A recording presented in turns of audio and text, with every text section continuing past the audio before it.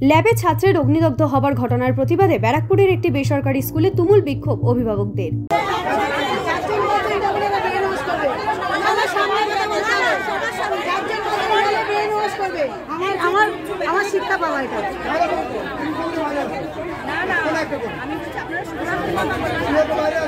ল্যাবে ছাত্রের অগ্নিদগ্ধ হবার ঘটনার প্রতিবাদে সোমবার ব্যারাকপুর সদর বাজারের একটি বেসরকারি ইংরেজি মাধ্যম স্কুলের সামনে দফায় দফায় বিক্ষোভ দেখালেন অভিভাবকরা।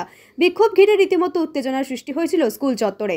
প্রসঙ্গত, গত শুক্রবার দুপুরে কেমিস্ট্রি ল্যাবে প্র্যাকটিক্যাল করার সময় টেস্ট টিউব বিস্ফোরণে দশম শ্রেণীর ছাত্র সৌভিক বিশ্বাসের গায়ে আগুন লেগে গিয়েছিল। সৌভিকের বাড়ি পলতার শ্রীপল্লীতে। ব্যারাকপুরের একটি বেসরকারি হাসপাতালে সৌভিক চিকিৎসাধীন। যদিও স্কুল কর্তৃপক্ষের বিরুদ্ধে গাফিলতির অভিযোগ তুলে সরব হয়েছেন ছাত্রের পরিবার এবং অন্যান্য অভিভাবকরা। ঘটনার প্রতিবাদ জানিয়ে এদিন ওই স্কুলের গেটের সামনে জমায়েত হয়ে স্কুল কর্তৃপক্ষের বিরুদ্ধে একরাশ ক্ষোভ উগড়ে দিলেন অভিভাবকরা। এদিন তারা 1 ঘন্টারও বেশি সময় স্কুল গেটের সামনে বিক্ষোভ প্রদর্শন করেন। ঘটনার সময়কার সিসিটিভি ফুটেজ দেখানোর দাবিতে এদিন তারা সোচ্চার হয়েছিলেন। পরিস্থিতির সামাল দিতে বিক্ষোভরত অভিভাবকদের ডেকে বৈঠকে বসেন স্কুল কর্তৃপক্ষ। এক অভিভাবিকা সুস্মিতা ঘোষ বলেন, বৈঠকে স্কুল কর্তৃপক্ষের কাছে তারা ঘটনার সময়কার সিসিটিভি ফুটেজ দেখানোর দাবি করেছিলেন, কিন্তু স্কুল কর্তৃপক্ষ সেই ফুটেজ দেখাতে চাননি। তাছাড়া ঘটনার সময় উপস্থিত থাকা 2 ল্যাব সহকারীকে তাদের সামনে হাজির করানোর তারা দাবি করেন। সেই দাবিও স্কুল কর্তৃপক্ষ মানেনি। আলোচনাটা হচ্ছিল তখন একটা ম্যাডাম এসে, আমি ম্যাডামের নামটাও নিচ্ছি না, উনি এসে বলছেন পড়াচ্ছেন কেন বাচ্চাকে, এই স্কুলে পড়াবেন না, বার করে নিয়ে যান। একটা যখন আমরা ডিসকাশন নিয়ে এসছি সেটার কনক্লুশন তো এটা হতে পারে না। যদি আমরা কোনো কমপ্লেন নিয়ে এসছি, মানে অভিভাবকরা সবাই এখানে রয়েছে, সবার একটাই দাবি যে আপনারা সিসিটিভি ফুটেজ কেন দেখাচ্ছেন না।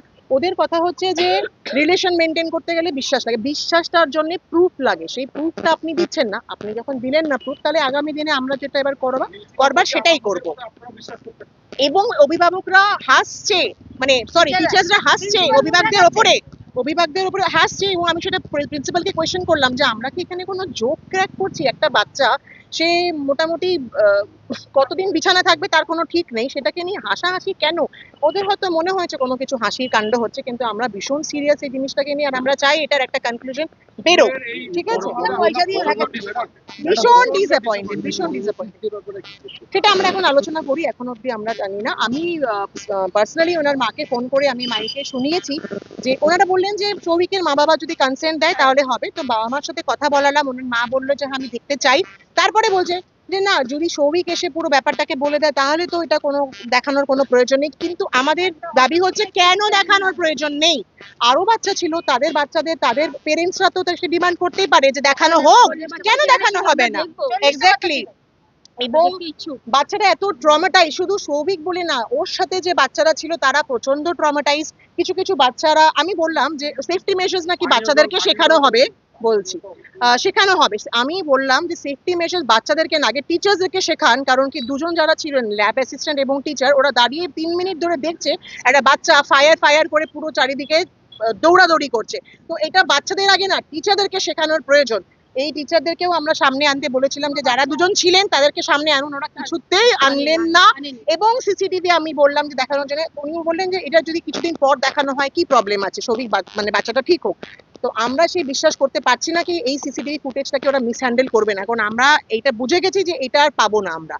তো সুতরাং আমরা কি করি না করি সেটা পরে দেখি। পানীয় জলের অপরদিকে স্কুলের প্রশাসক প্রীতপাল সিং বলেন, এই মুহূর্তে তাদের প্রধান ফোকাস জখম ছাত্র সৌভিককে সুস্থ করে বাড়িতে ফিরিয়ে আনা। প্রয়োজনে কলকাতার বড় কোনো হাসপাতালে ওকে চিকিৎসা করানো হবে। এই ব্যাপারে ছাত্রের মা ও বাবার সঙ্গে তাদের কথাও হয়েছে। তিনি বলেন, বাকি বিষয়গুলো পরে ভেবে দেখা হবে। আমাদের এখন মেন ফোকাসটা, আমরা এটাই চাই বাচ্চা যাতে সুস্থ হয়ে আসে। তো যেখানেই ভর্তি করা দরকার আমরা সেখানেই ভর্তি করবো, যেখানে ওর মা বাবার কনসেন্ট হবে আমরা সেখানেই ভর্তি করে যাতে আর কি ও সুস্থ হয়ে বাড়ি আসে। বাকি ব্যাপারগুলো কার ভুল কার কি না সেগুলো আমরা পরে যখন বাচ্চাটা এসে যাবে তারপর আমরা